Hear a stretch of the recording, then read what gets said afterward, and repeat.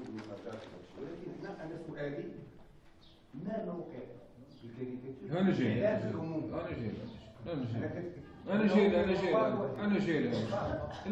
القضيه. انا راه سجلت، انا سولت على السؤال ديال اللي طرحوه احد الشباب، راه كنمشاو كنهضر على امتحان دفتر التحملات. امتحان دفتر التحملات راه الاصلاحات كيذكرها التاريخ. انا ما عندي واحد القناعه، ما كنبغيش ندير الدعايه للاصلاح اللي كنشتغل فيها انا شخصيا. ويمكن لكم تزوروا، راه زرت كانت عندي عدد من الانشطه حول حصيله العمل الحكومي. كنهضر تقريبا في كل القطاعات الا القطاع اللي انا فيه.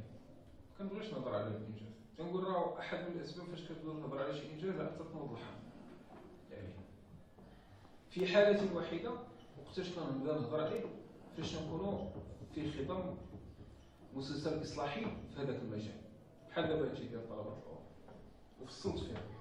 اما الا جيت نذكر لكم امور اخرى، في 2012 فاش تقدمت بدفتر التحملات، قلت واحد من الاشكاليات اللي كنواجهوها هو ان السياده الاعلاميه على المستوى الاخباري مهددين فيها كبلد. عاقلين على هذه القضيه، وجبت الاحصائيات الدوليه وكيف ان المغرب كيتعرض لواحد تركيز اخباري من القنوات الدوليه الاخباريه، ازيد من 10 قنوات اخباريه موجهه للمغرب. هذا منافسه مشروعه. راكم كتعرفوا الجزيره العربيه، فرانس 24، روسيا اليوم، الحره، سكاي نيوز عربيه، بي بي سي عربيه، الميادين، نيوز عربيه. وان هذيك الفتره ديالنا اللي كتكون البرايم تايم عندنا في المغرب اللي هي من 8 تقريبا شي حاجه حتى لهذيك 11 او 10 حتى ل 11، في هذيك الفتره كيركزوا على المغرب. عاقلين على هادشي. الفكره اللي جبتها كانت بسيطه للغايه، وهذا اصلاح. قلت العرض الاخباري المغربي خصو يتكتب في هذيك الفتره.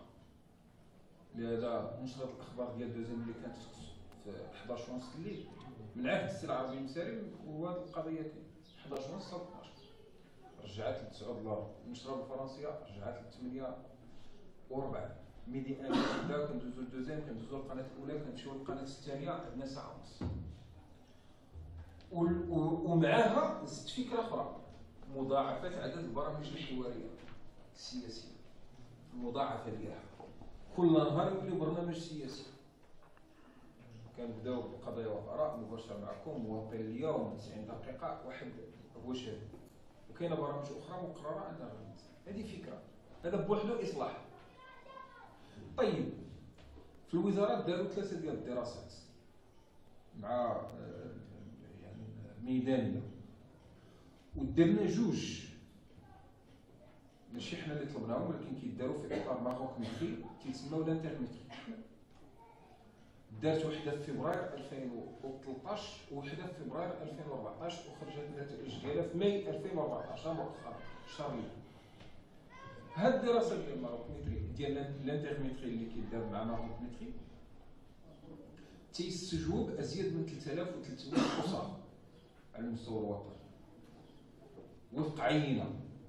المرجعيه ديالها المندوبيه الساميه للتخطيط، وكاينه لجنه ديال ديتيك، كوميتي ديتيك هي اللي كتدرس ديال الاخلاقيات، اللي كتدرس النزاهه ديال الاستطلاع المعطيات. ما هي النتيجه؟ في الوقت اللي وقع واحد التركيز، تضاعف التركيز على المغرب على مستوى العرض الاخباري الموجه للمغرب.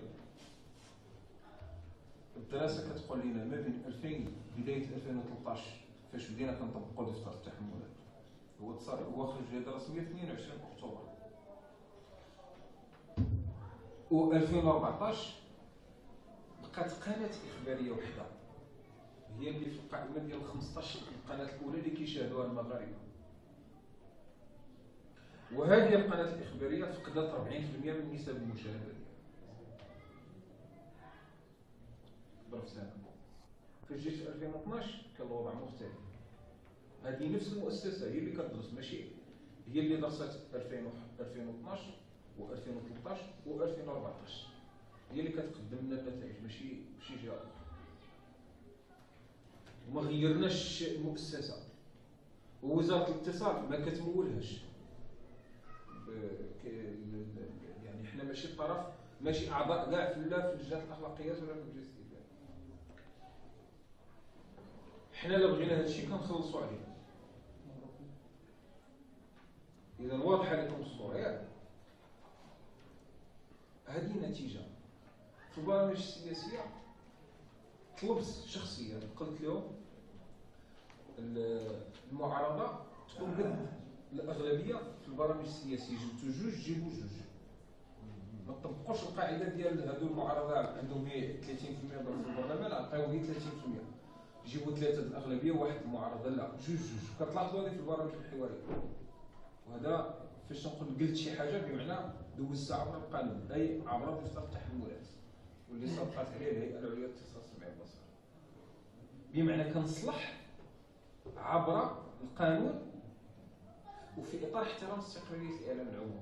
كان محترم الاستقلاليه، ما نجيش نهز التليفون لا علاش جبتو فلان ولا حين بس عندي فكره كيمكن نناقشها معاهم باش نشوف التطبيق، ولكن من بعد كنلجا للمساطر القانونيه باش وبالنفس الطويل.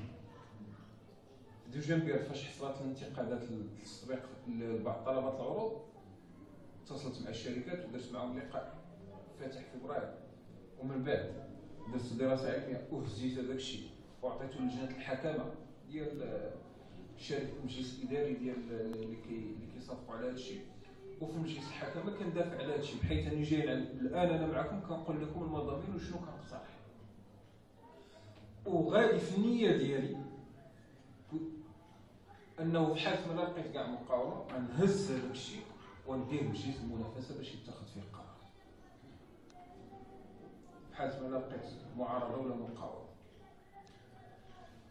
البعض كيقول لا انت الوزير الوصي على القطاع، نزل دير.